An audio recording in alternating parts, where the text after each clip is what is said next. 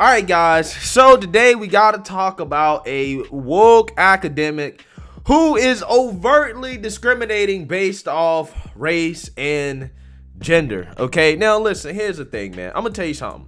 In 2022, okay, the side that is for equal rights, that is for colorblindness, you know, the things that we were supposed to be trying to achieve back during the civil rights era, the things that, we protested about and we tried to change, right? The people that are on that side, right, and that truly want that in 2022 are the conservatives and those on the right, right? People on the left, they call themselves progressives. However, they actually want to regress back to Jim Crow, right? That's what they want to do, okay? Because they don't want a colorblind society, right? They don't want everybody to have a voice, an equal and an equal say in our democracy, right? They want some people to have a larger and louder voice than others, and they want to base that off of perceived victimhood status, okay? So if you're a so-called person of color or a woman or a combination thereof, or, you know, if you're not straight, right, then your voice should be louder than everybody else's, okay? And if you're perceived to be somebody that is privileged, okay, aka a male, right, no matter what race you are, if you're a male, and especially if you're a white male, then you gotta shut the hell up, okay? You gotta shut up, or else you're a racist, sexist, homophobic bigot that is against the advancement of so-called people of color, women, and minorities. Right? That's just kind of how it goes. Okay, that's just kind of how it goes. And this stuff, guys, really comes from woke academia, right? Namely, academic fields that honestly shouldn't be taxpayer funded. Okay, like women's studies, gender studies, some sociology stuff. Yeah, this is where this stuff comes from. And this academic right here went a little bit too far when it came to the wokeness, as she is now being rebuked, and I would say she probably should be in consideration of being fired for discriminating in her class based off race and gender. And just taking one look at this lady, you can already kind of tell, what's going on here, right? Shouldn't be hard to tell what's going on here. So, with that being said, I just want to let you guys know, if you like my commentary, you like my channel, you want to support my channel, feel free to do so using the links in the description below. Okay, you can support the Patreon, you can support the PayPal, you can support the merch. There are multiple ways to support the channel if you would like to do so. So with that being said, let's go ahead and play this news clip that'll give you guys a little bit more information about this professor getting some backlash for her overtly discriminatory classroom policies. Take a look. A Binghamton University professor has been forced to change the rules of her classroom after conservative media outlets objected to her prioritizing classroom participation by minorities over white men. According to Fox News, sociology professor Ana Maria Candela wrote in her original syllabus for her Social Change Introduction to Sociology spring course that she would be following a practice known as progressive stacking during classroom discussions. The syllabus allegedly went on to indicate that non-whites, women, and those who are shy and quiet would get priority when raising their hands. A university spokesman says the syllabus and progressive stacking violate the school's faculty staff handbook and that the section of the syllabus has since been removed. Yeah, so as you can see there, although she was forced to remove that section of the syllabus, I think it calls into question whether or not she can actually fairly grade people, okay, and that she's not showing racial bias towards people based off their race.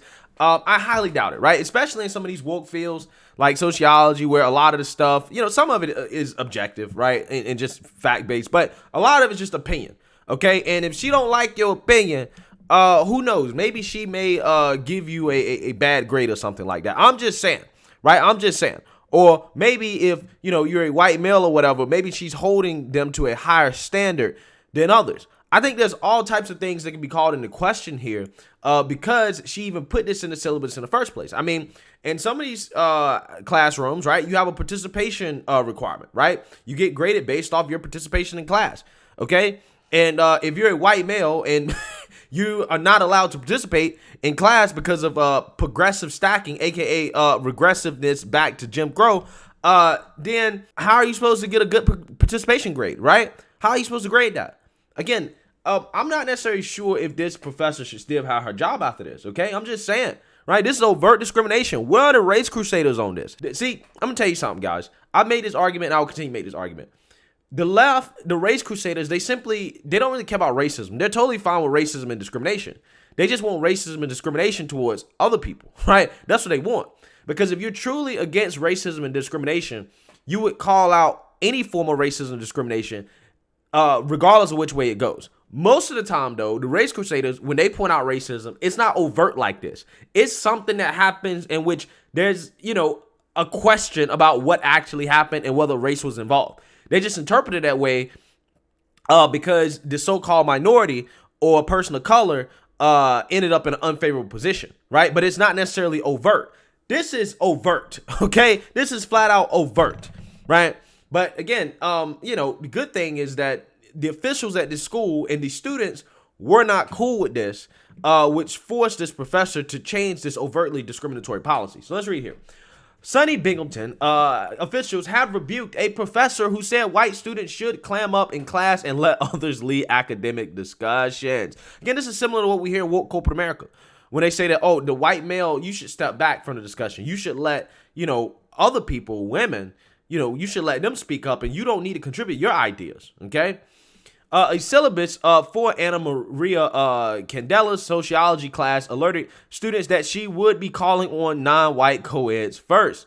Candela wrote that, quote, if you're a white male and someone privileged by the racial and gender structures of our society to have your voice easily voiced and heard, we will often ask you to hold off on your questions or comments to give others priority and will come back to you a bit later or at another time.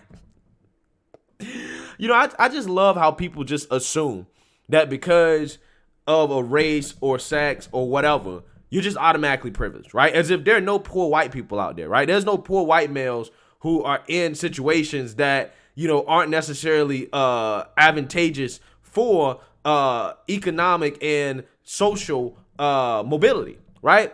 I mean, there are a ton of people generally who do get screwed over in our society. But I would argue that it's not even based off race. It's based off economic status, right? In class. Okay, that's what I would argue, right?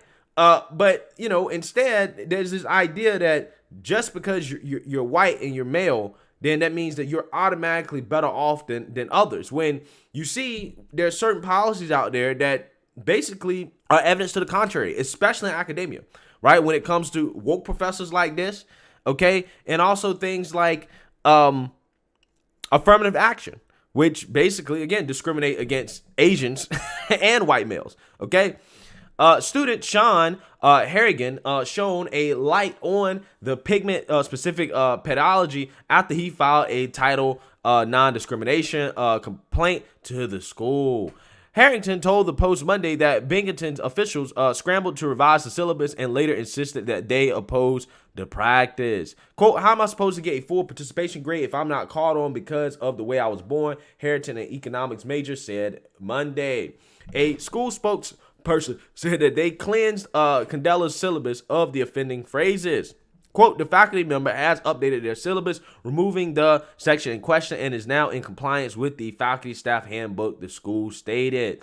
I don't think that's enough. I don't think this profession can be trusted not to discriminate. I really don't. Dubbed progressive stacking, Candela's policy aimed to give priority to non-white folks, to women, and to shy and quiet people who rarely raise their hands, the syllabus read. Candela extolled the strategy in the first draft of her syllabus, telling students that it yields tremendous benefits for our society. That's a lie.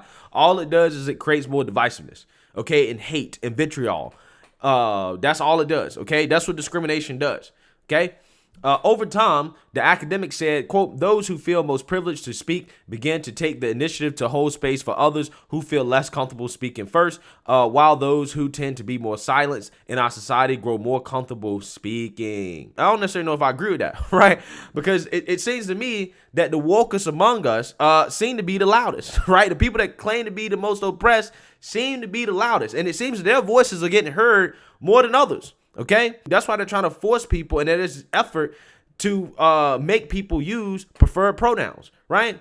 That is a very, very, very small portion of our society that speaks very, very loudly, And their voices are being heard so much that, again, this stuff is showing up literally in the halls of Congress, where, I don't know if you guys remember, but Nancy Pelosi basically tried to eliminate gendered terms in Congress, right? But these same people claim they don't have a voice.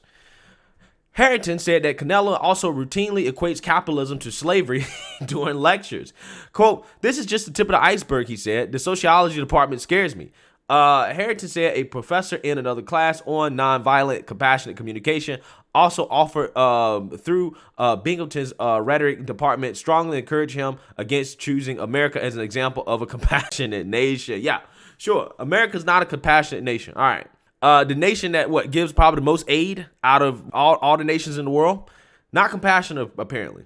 The students said campus opinion is generally split on progressive circular trends, with some embracing them and others bristling. Binghamton appears to have removed Candela's bio from its website. Quote, "The faculty staff handbook outlines principles of effective teaching, which include valuing and encouraging student feedback, engaging appropriate faculty-student interaction, and respecting diverse talents and learning styles of students," the school said. Candela's syllabus clearly violates those principles, a school official said. Okay, so they done removed her from the website, right? Which indicates that, who knows, she may be on the way out the door. Okay, she may be on the way out the door, okay, for her overt discrimination. But yeah, I mean, I can attest to this, right? Having been to college and taken plenty of sociology classes, that there are a lot of professors out here like this, right? There's a lot of professors out here that are super woke, that believe in this type of stuff, okay, and that are prioritizing